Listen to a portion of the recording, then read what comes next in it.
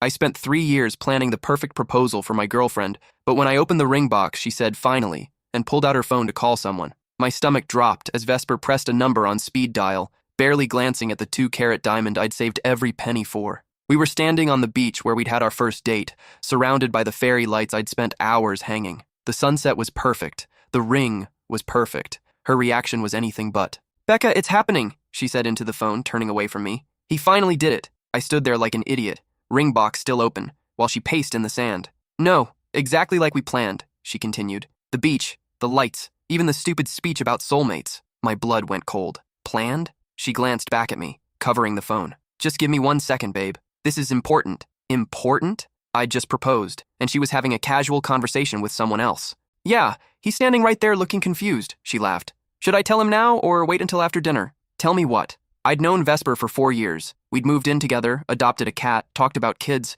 She knew I'd been ring shopping because I'd made her Pinterest board obvious. But this felt like I was watching a stranger. "Okay, I'll do it now," she said, hanging up. She turned back to me with this bright smile that suddenly looked calculating. "Tristan, we need to talk." The way she said my name made my skin crawl. Too sweet, too practiced. "I'm not who you think I am," she began, sitting on the driftwood log I'd strategically placed for the perfect proposal photos. "My real name isn't Vesper Thorne, it's Vesper Montenegro, and you're not my boyfriend." I must have looked as confused as I felt because she sighed dramatically. "You're my assignment." "Assignment? For the past 4 years, I've been gathering information about your father's company. The government has been investigating Montenegro Industries for money laundering, and your dad's firm handles their legal work. My father's law firm, the one I was supposed to join after graduation. Every date, every conversation, every time I've been to your parents' house, I've been building a case." The ring box slipped from my hands. The proposal was just the final step.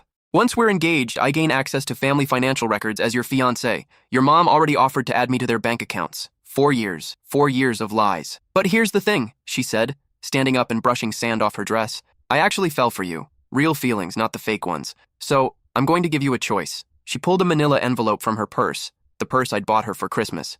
"Option 1. You help me finish gathering evidence against your father. He's guilty, Tristan. The money trail leads directly to 3 shell companies he set up." She handed me the envelope. Inside were photographs, bank statements, documents with my father's signature. "Option 2. I turn in what I have now, your father goes to prison, and you never see me again." I stared at the evidence. My father's handwriting, his private email address, financial records that proved he'd been moving dirty money for years. "There's a third option," she said quietly, "but you're not going to like it." I looked up at her. For a moment, she looked like the Vesper I'd fallen in love with, vulnerable, uncertain. "What's the third option?" She glanced toward the parking lot where a black SUV was now parked. 2 figures sat inside, watching us. "Your father isn't the only one who's been lying to you." The manila envelope felt heavy in my hands. I opened it wider and found more documents. Bank statements from accounts I'd never seen. Wire transfers with my own social security number. Credit applications I'd never filled out.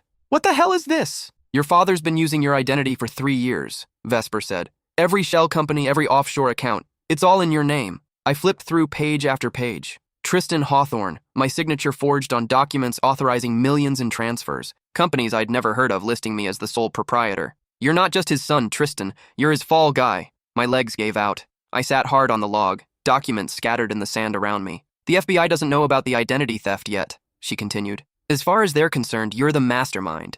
Your father's just the lawyer following orders. That's impossible. I'm 25 years old. I've been in college. Your credit score is 780. You supposedly own 3 corporations and a yacht in the Cayman Islands." She sat beside me, her voice gentler now. "Tristan, if they arrest you tomorrow, you're looking at 30 years in federal prison." The surf crashed against the shore. Normal people walked their dogs in the distance. My entire world had just collapsed and life kept moving around me. "The third option," I said numbly. "We disappear. Tonight. New identities. New lives. I have contacts who can make us vanish completely." "You mean run?" "I mean survive." The black SUV's doors opened. 2 men in dark suits stepped out, scanning the beach. "Those aren't my people," Vesper whispered urgently. "We need to go. Now." She grabbed my hand and pulled me up. I stumbled, still clutching the documents. "What about my parents?" "Your parents," she hesitated. "Your mother doesn't know. Your father will probably blame everything on you anyway." We ran toward the parking lot, but the agents had already positioned themselves between us and my car. Vesper pulled out her phone and made another call.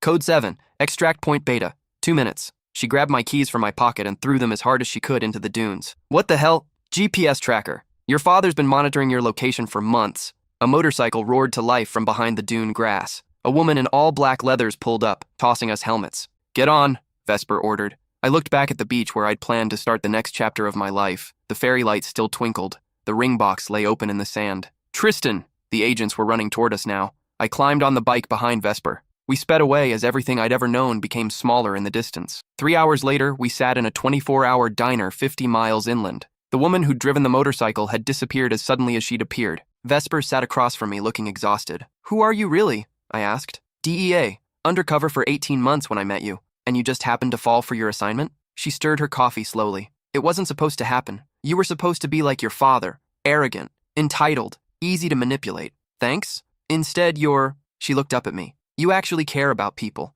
You volunteer at the animal shelter. You visit your grandmother every Sunday. You cried during that stupid movie about the dog, Marley and Me. You're nothing like him."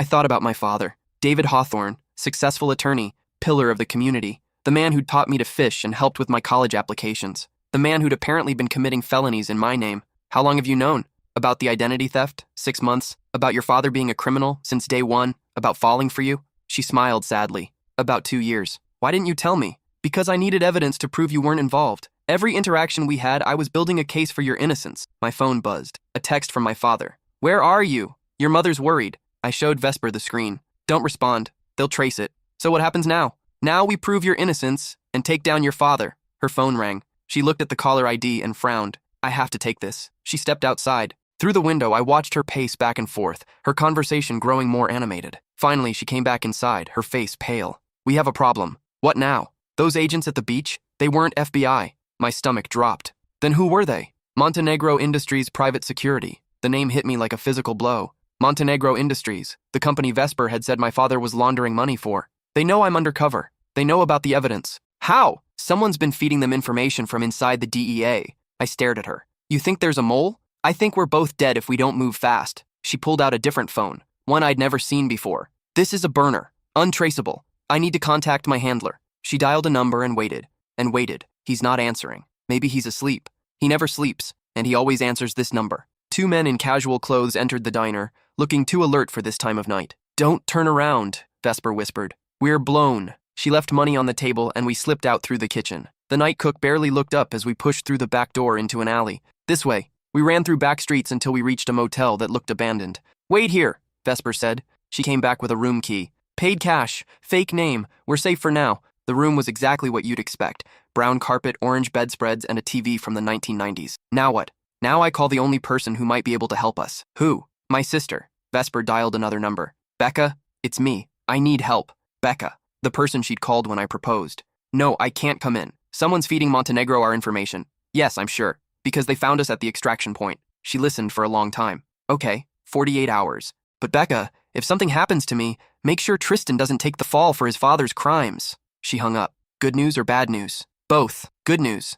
Becca can get us clean identities and safe passage out of the country. And the bad news? We have to survive 48 hours first." My phone rang. My father's name appeared on the screen. "Don't answer it," Vesper said. "He'll just keep calling." The phone stopped ringing, then immediately started again. "Something's wrong," I said. "Dad never calls this much." "Against Vesper's protests," I answered. "Dad? Tristan, thank God. Where are you?"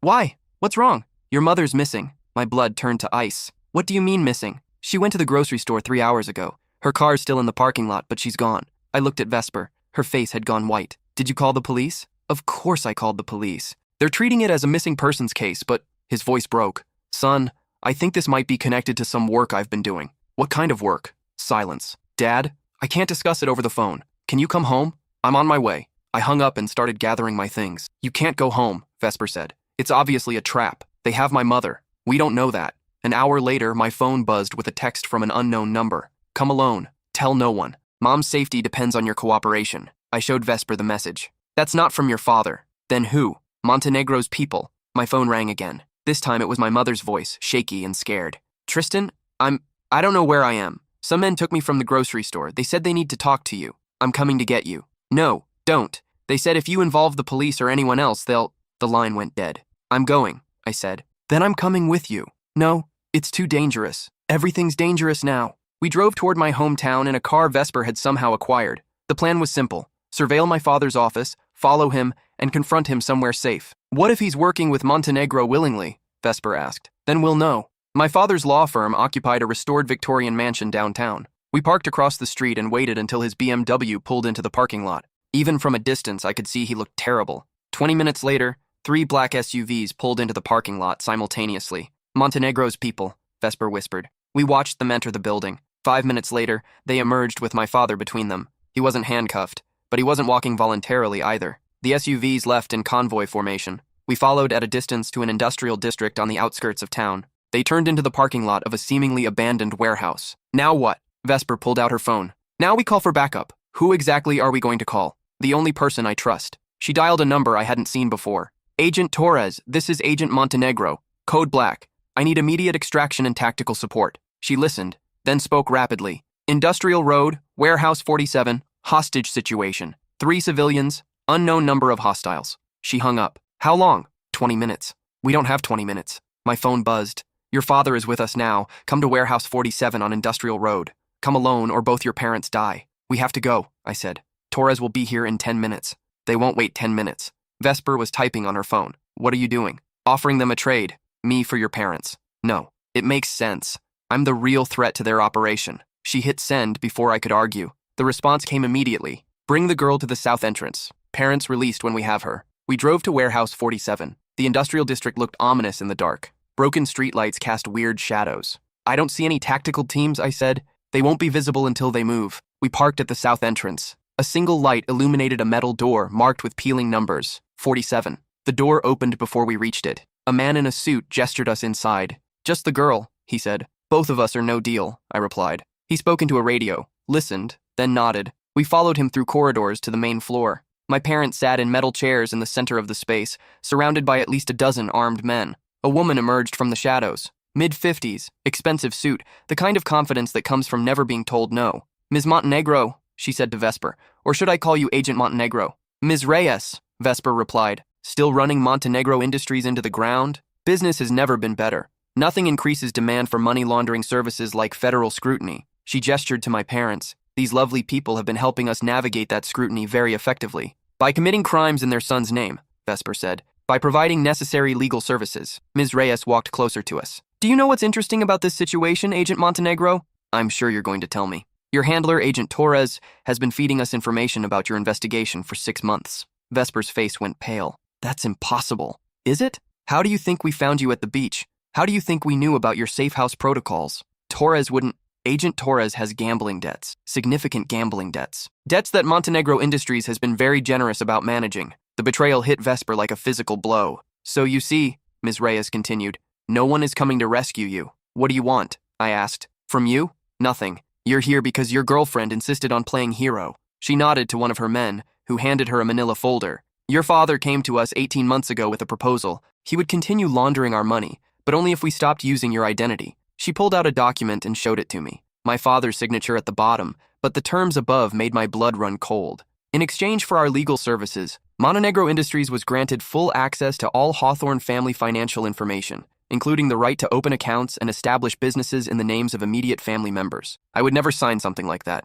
my father said. You signed it because you were told it was a standard attorney-client privilege agreement. I looked at my father. You didn't read it? I trusted them. They'd been clients for 5 years. Standard paperwork that gave them permission to commit identity theft. Ms. Reyes smiled coldly. Now you both disappear. Permanently. Your parents return home with a clear understanding of what happens if they contact law enforcement. She nodded to her men who started moving toward us. That's when the lights went out. Emergency lighting kicked in a second later, bathing everything in red. In that moment of darkness, Vesper moved. I heard gunshots, shouting, people running. Get down! Vesper yelled.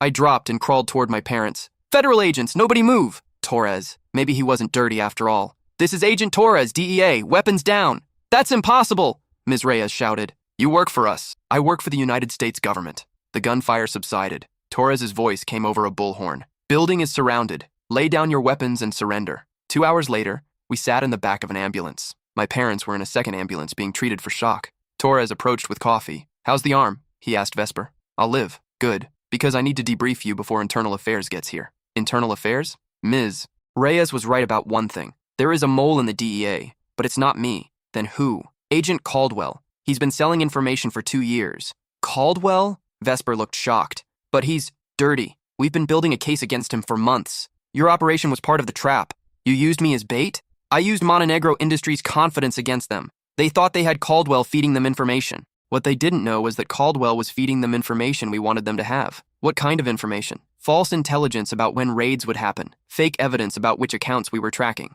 What happens to my father? I asked. That depends on how cooperative he wants to be. What about the identity theft? If your father cooperates fully, the DA might consider reduced charges. And if he doesn't, then he goes to prison for 20 years. What about Vesper and me? You could work for us, as consultants. You know Montenegro's operations better than anyone. Vesper and I looked at each other. What would that involve? She asked, helping us track down the rest of Montenegro's network. They had operations in 7 countries. Together? If that's what you want. I thought about my original plan. Graduate school, join my father's firm, settle down. That life was gone now. But maybe that wasn't a bad thing. How long would this assignment last? I asked. As long as it takes. Vesper was already nodding. I'm in. What about you? Torres asked me. I looked at my parents in the other ambulance. My father would probably go to prison. My mother would have to rebuild her life. Everything familiar was gone, but Vesper was here, and we had a chance to actually save people. I'm in too. 6 months later, Vesper and I sat in a cafe in Mexico City, reviewing intelligence reports about Montenegro Industries' remaining operations.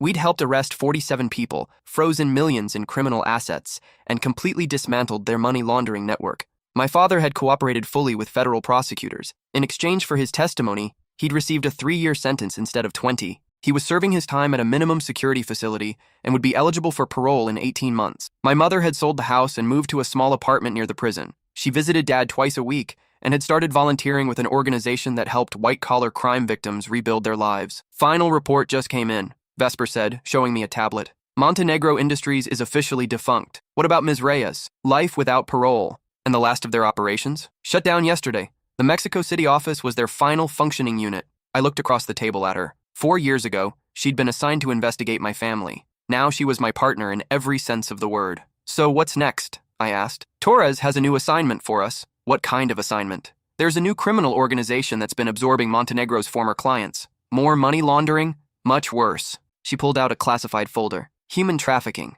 My stomach dropped. How much worse? They're moving hundreds of women across international borders. Forced prostitution, debt bondage, modern slavery. Where? Everywhere. But their main hub appears to be in Eastern Europe. When do we leave? Next week. I thought about the life I'd planned versus the life I was living. Everything had changed the night Vesper told me the truth on that beach. I'd lost my father's respect, my family's stability, and any hope of a normal future. But I'd gained something more important. Purpose. Partnership. The chance to actually make a difference. Are you ready for this? She asked. Ready to infiltrate international criminal organizations and rescue trafficking victims?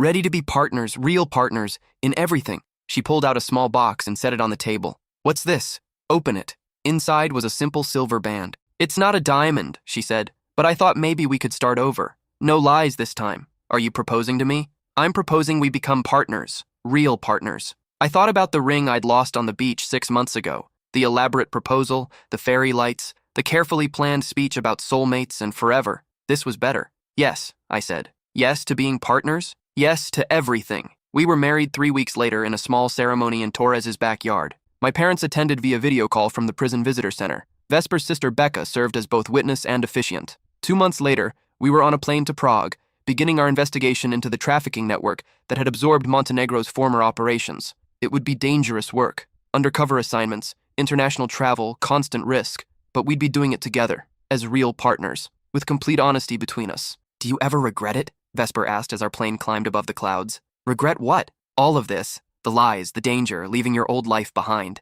I regret that your first proposal involved handcuffs and federal agents. That wasn't a proposal. That was a revelation. And I regret that my father got involved with criminals. But I don't regret where we ended up. She reached across the aisle and took my hand. Even though we're essentially fugitives hunting international criminals. Especially because of that. Why? Because this is who we really are. Not the people we were pretending to be, but who we actually are when everything fake gets stripped away. Criminals hunting criminals? Partners saving people. The plane leveled off. Below us, the world looked peaceful from 30,000 feet. But we knew better. Somewhere down there, people were suffering. Women were being trafficked. Families were being destroyed by criminals who thought they were untouchable. Ready? Vesper asked. Always. She opened a new case file. According to Torres, this trafficking network is 3 times larger than Montenegro ever was. Then I guess we have our work cut out for us. Are you scared? Terrified. Good. Fear keeps us alive. What about afterwards? Afterwards? When we've shut down every criminal network, rescued every victim, arrested every trafficker, What happens when the work is done? She smiled and squeezed my hand. Then we find a beach somewhere. I'll buy you a ring, and I'll propose to you properly. With fairy lights? With whatever you want. I want honesty. That's all I have left. Then that's all I need. The plane banked toward Prague. Through the window, I could see the lights of the city growing larger. Somewhere down there, criminals thought they were safe. Somewhere down there, victims were praying for rescue. They were about to get both. We descended through the clouds toward our new assignment, our new life, our new truth. 4 years of lies had led us to this moment of complete honesty. It wasn't the life either of us had planned. It was better. My fiancé wanted me to quit my job to be a stay-at-home wife, so I added one line to the prenup that changed everything. Garrett presented it like a romantic gesture. "I want to take care of you," he said, sliding the thick legal document across our kitchen table. "You won't need to work anymore once we're married." I'd been a software engineer for 6 years, working my way up at a tech startup. My salary was actually higher than his, though he conveniently forgot that detail whenever he talked about providing for us. The prenup was 47 pages long. Garrett's lawyer had crafted it to protect his family's real estate empire, while leaving me with virtually nothing if we divorced. I'd get a small monthly allowance as long as I remained a devoted wife and homemaker. "This seems one-sided," I said, flipping through the clauses. "That's how prenups work," Garrett replied. "My family's wealth needs protection." What he didn't know was that I'd been documenting everything for months. The way he'd started criticizing my career obsession, how he'd conveniently schedule romantic dinners during my important work presentations, the passive-aggressive comments about women who put ambition before family. I took the prenup to my own lawyer, a brilliant woman named Hadley, who specialized in protecting women's assets. "This is medieval," she said after reviewing it. "He's essentially asking you to sign away your financial independence. Can we add a clause?" I asked. Hadley smiled. "What did you have in mind?" 2 weeks later, I returned the modified prenup to Garrett. He barely glanced at the changes, too focused on the wedding planning and guest list for his family's political connections. "Perfect," he said, signing with a flourish. "My parents will be so relieved." The added clause was buried on page 34, written in the same dense legal language as everything else. In the event that either party requests the other to cease professional employment, the requesting party agrees to provide financial compensation equal to the projected lifetime earnings of the affected career, calculated at current market rates with annual increases adjusted for inflation and industry growth. My projected lifetime earnings as a software engineer? $3.2 million. We married in October. The reception was everything Garrett's mother had dreamed of: 200 guests, ice sculptures, and enough flowers to stock a funeral home. 3 months later, Garrett started the pressure campaign. "Darling, it's time to submit your resignation," he announced over breakfast. "My mother's expecting grandchildren soon, and my career is really taking off." I smiled sweetly. "Of course. I'll need the check first, though." "What check?" I pulled out my copy of the prenup, highlighted section on page 34.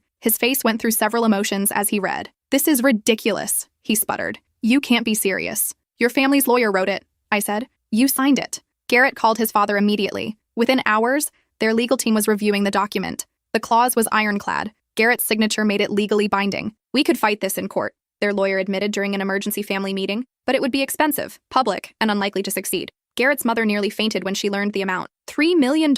She gasped. "For what?" "For her projected lifetime earnings," the lawyer explained. "It's actually quite reasonable based on industry standards." Garrett tried everything. Guilt trips about family expectations, threats about our marriage not working out, bribes involving vacation homes and jewelry. I remained unmoved. "You wanted me to quit," I said. "The price is right there in black and white." 6 months later, I was promoted to senior engineer with a substantial raise. Garrett stopped mentioning my resignation. His family's dinner conversations shifted to other topics. Last week, his cousin's wife asked how I managed to keep working after marriage. "Simple," I said, raising my wine glass. I read the fine print. Garrett's jaw tightened, but he said nothing. Sometimes the best protection is buried in plain sight. But that wasn't the end of the story. The real war began 2 months later when I discovered I was pregnant. I'd suspected for weeks. The exhaustion, the morning sickness that felt more like all-day nausea. When the test showed 2 pink lines, I stared at it for 10 minutes, my mind racing through implications. Garrett was ecstatic when I told him that evening. "This is perfect timing," he said, pulling me into a hug that felt more possessive than loving. "Now you have the perfect reason to stay home." "We haven't discussed that,"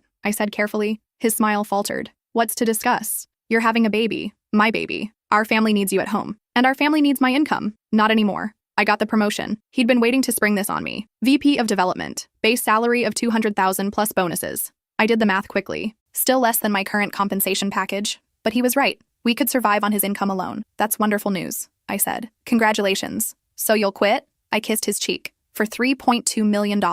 His face went dark. "You're pregnant with my child and you're still playing these games?" "I'm protecting our child's future," I replied. That money could fund their entire college education. Over the next few weeks, the pressure intensified. Garrett's mother started sending articles about the importance of maternal bonding. His father scheduled a lunch to discuss family priorities. Even Garrett's sister, who'd been a successful marketing executive before her own pregnancy, called to share how fulfilling motherhood was. I never realized what I was missing, she said during our coffee date. Work feels so trivial now compared to raising the next generation. How's the company doing without you? I asked. Her smile tightened. They're managing. And your stock options? The ones that were supposed to vest next year? Some things are more important than money. I nodded sympathetically, but I'd done my research. The company had been acquired 6 months after she left. Her unvested stock options would have been worth $1.4 million.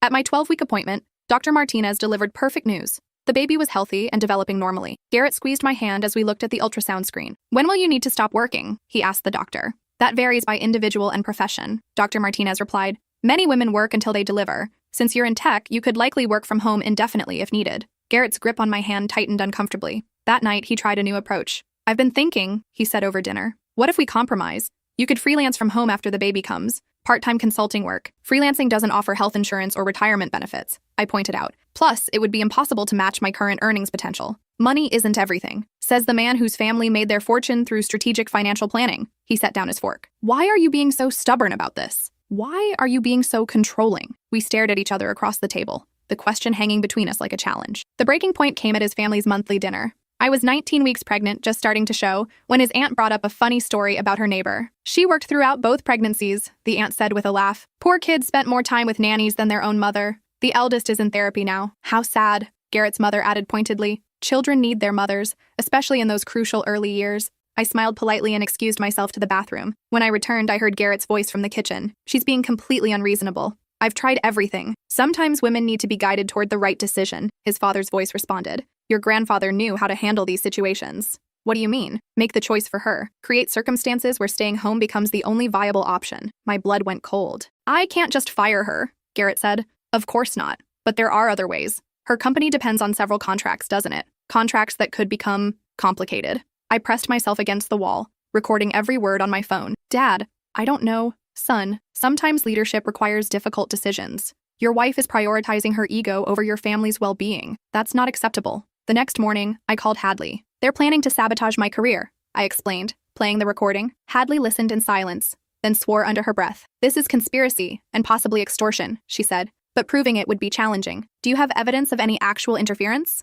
Not yet, but I want to be prepared. Smart. I'll draft some protective documents. In the meantime, document everything. For the next month, I watched and waited. Garrett's behavior shifted subtly. He became more attentive, more supportive of my work. He stopped mentioning resignation entirely. Too subtle. Too convenient. The first sign came when our biggest client, Henderson Corp., requested an emergency meeting about project restructuring. I'd managed their account for 3 years without a single complaint. We're concerned about consistency moving forward, their CEO explained during the video call. Given your upcoming situation, my pregnancy doesn't affect my work quality, I replied professionally. Of course not, but we understand things can become unpredictable. We're exploring options that might be more stable. After the call, I immediately checked our client database. Henderson Corp's primary holding company was owned by a subsidiary of Garrett's father's investment firm. That evening, I said nothing to Garrett about the meeting. Instead, I watched him carefully during dinner. How was work today? He asked, cutting his steak with precise movements. Productive. The Henderson project is moving along smoothly. His hand paused for just a fraction of a second. Good to hear.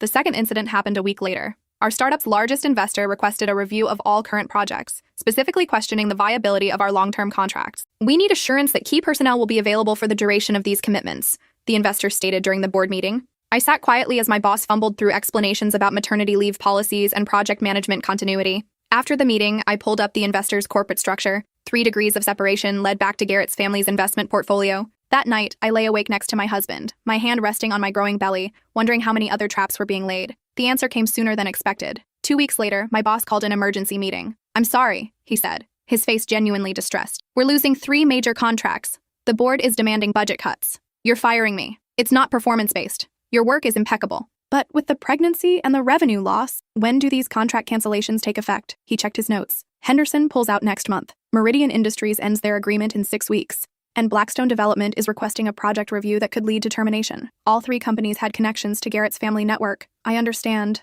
I said calmly. When's my last day? End of the month. We're offering a generous severance package. That evening, Garrett came home with flowers and champagne. I heard about work, he said, his face arranged in sympathetic lines. I'm so sorry, darling, but maybe this is a blessing in disguise. How so? Now you can focus on the baby. No more stress about deadlines or difficult clients. I accepted his hug while my mind calculated timing and evidence. You're right, I said softly. This might be exactly what we need. His relief was palpable. The next morning, I called Hadley. They did it, I said. I can prove the connections between the companies and his family's investment interests. That's tortious interference with contract and possibly conspiracy, she said. But the real question is what you want to do about it. I want to file for divorce. Silence stretched across the line. Are you certain? With the baby coming? Especially with the baby coming? I won't raise a child with a man who destroys my career to control me. All right. But there's a problem. The prenup includes a morality clause that could complicate things. I'd forgotten about that buried provision on page 23. Either party could be held responsible for actions that brought public shame or financial harm to the family. His actions caused me to lose my job,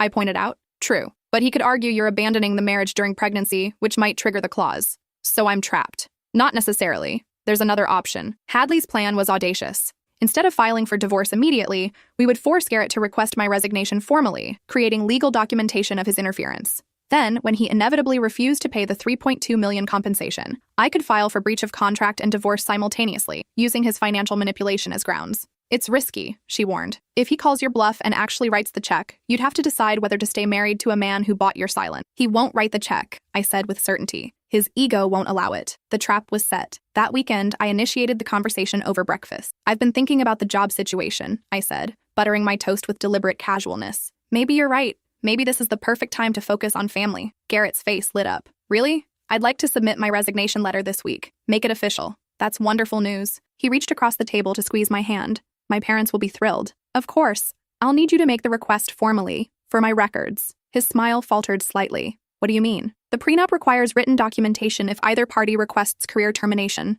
Just a formality. I could see him weighing options, the convenience of having me quit versus the legal implications of putting his request in writing. Convenience 1. That Tuesday, Garrett presented me with a typed letter on his personal letterhead. I, Garrett Holbrook, formally request that my wife cease her professional employment to focus on family responsibilities and the care of our expected child. This request is made in the best interest of our family unit and our child's welfare. He'd signed it with a flourish, probably thinking he was finally getting what he wanted. I smiled sweetly and tucked the letter into my purse. I'll submit my resignation tomorrow. But I didn't submit any resignation. Instead, I took the letter straight to Hadley. Perfect, she said, making copies. Now we wait for him to ask about the compensation. The wait was shorter than expected. Thursday morning, Garrett brought coffee to my bedside. An unusual gesture that immediately put me on alert. Darling, I've been thinking about our financial planning, he began carefully. With the baby coming and your transition to homemaker, we should probably restructure our accounts. What kind of restructuring? Joint accounts, shared budgeting, that sort of thing? More traditional family management. And the compensation payment? His hand stilled on the coffee mug handle. What compensation payment?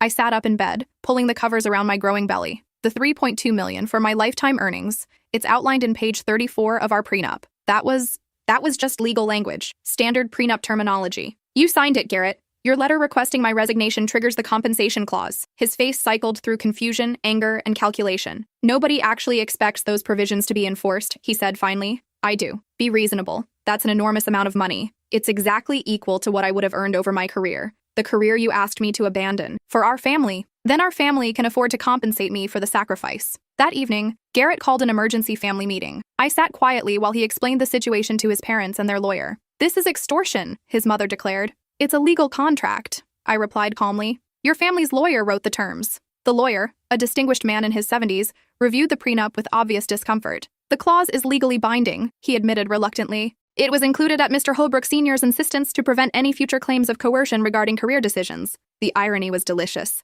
But surely no reasonable person would enforce such an extreme provision, Garrett's father argued. Your son made the request in writing, I said, producing the letter. The enforcement isn't up to me. It's automatic per the contract terms. What followed was 2 hours of threats, bribes, and emotional manipulation. They offered jewelry, cars, vacation homes, everything except what the contract actually specified. Finally, Garrett's father played his trump card. If you pursue this, I'll make sure you never work in tech again. My influence extends throughout the industry. Like you already did with my previous job? The silence was deafening. I have recordings of your conversation about sabotaging my career, I continued, along with documented evidence of the connections between Henderson Corp., Meridian Industries, and your investment portfolio. The lawyer's face had gone pale. Those could constitute criminal conspiracy charges, he said quietly. Garrett's father leaned back in his chair, reassessing the situation. What do you want? He asked bluntly. I want the $3.2 million compensation, as specified in the contract your family lawyer wrote and your son signed. And if we pay it, then I'll honor the contract and become a stay-at-home wife. And if we don't, I smiled.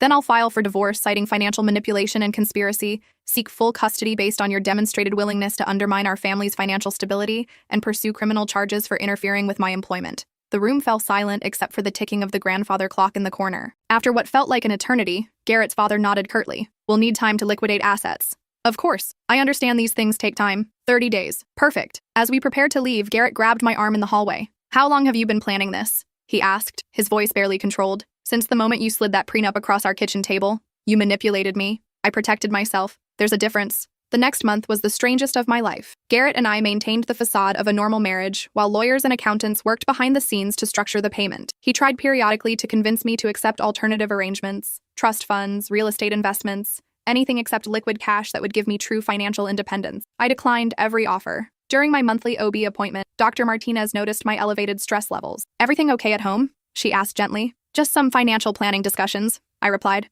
"Money stress can affect pregnancy outcomes. Have you considered counseling?" I almost laughed. What kind of counseling addresses a situation where your husband's family orchestrated your job loss to control your life choices? "We're working through it," I said instead. The payment came through on a Tuesday morning in late March. I was 28 weeks pregnant, my belly round and prominent, when Hadley called to confirm the wire transfer. "It's done," she said. $3.2 million minus taxes is now in your personal account." I hung up and placed my hand on my stomach, feeling the baby's strong kicks. "We did it," I whispered. That evening, Garrett arrived home with a bottle of sparkling cider and a forced smile. "So," he said, popping the cork, "ready to start your new life as a lady of leisure?" I accepted the glass but didn't drink. "Actually, I've decided to continue working." His smile froze. "What?" "I'm starting my own consulting firm. With the compensation money as seed capital, I can build something substantial." "But you agreed." "I agreed to quit my job if you paid the compensation." "You paid." "I quit. The prenup doesn't specify what I can do afterward." Garrett set down his glass with deliberate control. "You're telling me I paid $3.2 million for nothing? You paid $3.2 million to learn that I'm not for sale?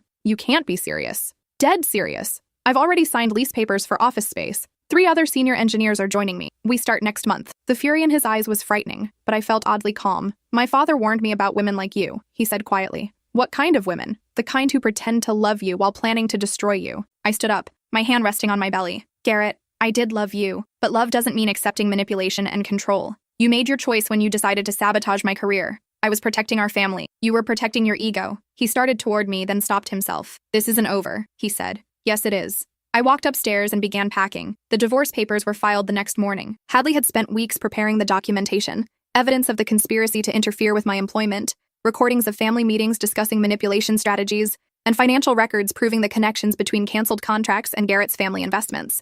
Garrett's response was swift and vicious. He filed counterclaims alleging fraud, emotional manipulation, and abandonment. His family hired the most expensive legal team in the state. The custody battle was brutal. They argued I was an unfit mother who prioritized money over family stability. They presented evidence of my scheming and deceptive behavior regarding the prenup. They brought in psychological experts who testified about the trauma of maternal separation. I countered with evidence of their systematic campaign to destroy my financial independence. Phone recordings of conspiracy discussions. Financial records proving deliberate interference with my employment. Documentation of their attempts to isolate and control me. The judge, a woman in her 60s who'd practiced family law for 30 years, listened to 6 weeks of testimony before delivering her ruling. "This case represents one of the most calculated attempts at financial coercion I've encountered in 3 decades on the bench," she said. "The defendant's family engaged in systematic efforts to undermine the plaintiff's career and financial independence through deception and manipulation." She awarded me full custody, with supervised visitation for Garrett, until he completed anger management counseling. "Furthermore," she continued,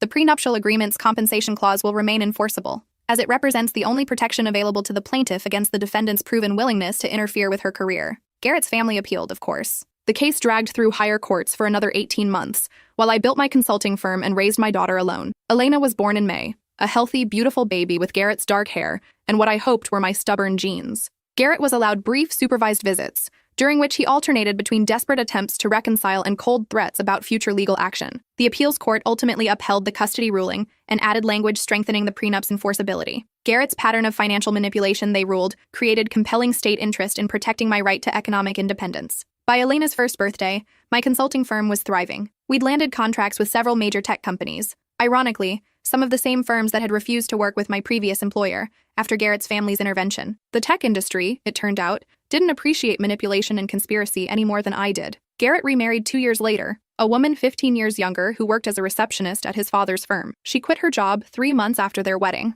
I sent them a card congratulating them on their traditional family arrangement. Last month, at Elena's 5th birthday party, she asked why Daddy didn't live with us. "Daddy and I have different ideas about how families should work," I explained. "He thinks mommies should stay home and take care of children all day. I think mommies can take care of children and have careers too. Which way is right? She asked, chocolate cake smeared on her cheek. Both ways can be right, depending on what the family wants. But the most important thing is that everyone gets to choose for themselves. She nodded solemnly, then ran off to play with her friends. That evening, as I tucked her into bed, Elena looked up at me with serious brown eyes. Mommy, when I grow up, can I be a consultant like you? You can be anything you want to be, I said, kissing her forehead, as long as you always read the fine print. Today, my consulting firm employs 47 people. We specialize in helping companies navigate complex contractual relationships and avoid the kind of systematic manipulation that destroyed my first career. I still get periodic legal threats from Garrett's family. They've challenged the prenup's enforceability 3 more times, unsuccessfully. The compensation money, invested wisely, has grown to over $5 million, more than enough to fund Elena's education and secure her future independence.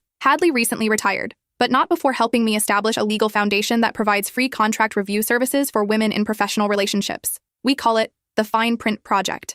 The irony isn't lost on me. Garrett's attempt to control me through financial manipulation ultimately created both my independence and a tool to help other women avoid similar traps. Elena is now 8 and shows alarming aptitude for both mathematics and contract law. Last week, she negotiated a complex trade agreement with her classmate involving lunch money, Pokemon cards, and playground privileges. When I asked where she learned such sophisticated negotiation tactics, she grinned. I read the fine print on my allowance contract, she said. Did you know you promised to pay me extra for A grades, but there's no penalty for B grades? That's a loophole. Sometimes the best protection really is buried in plain sight. And sometimes the best revenge is teaching the next generation to read more carefully than their parents ever did.